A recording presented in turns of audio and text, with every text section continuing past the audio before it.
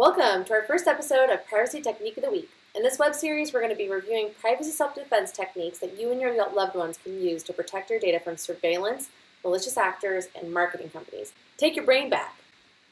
This week, we're going to be talking about location services on iPhone devices. Many mobile applications use your location data to provide useful services like navigation, Find My Friends, targeted ads, and custom searches.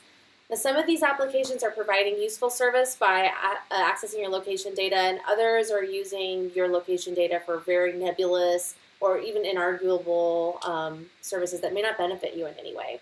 So what we want to talk about today is how to make those judgments about whether or not your application needs your location data and how to turn it off.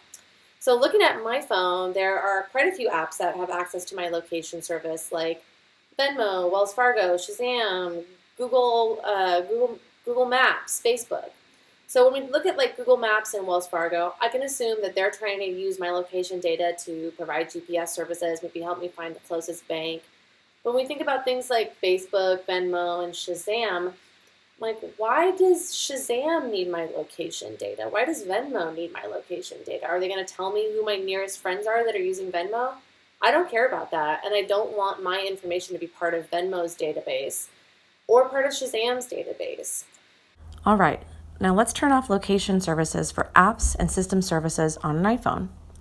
First, go to Settings, then go to Privacy and Location Services. Here you can see a list of all of the apps that you have that access your location data. If you want to turn off location services for all of these apps, hit this Location Services toggle button. However, that's going to limit GPS that you might be using for things like Google Maps, so I leave mine on and just limit it to the specific apps that I want to turn off. So I want to turn off location services for Shazam. Shazam doesn't need to access my data, so I'm going to say never.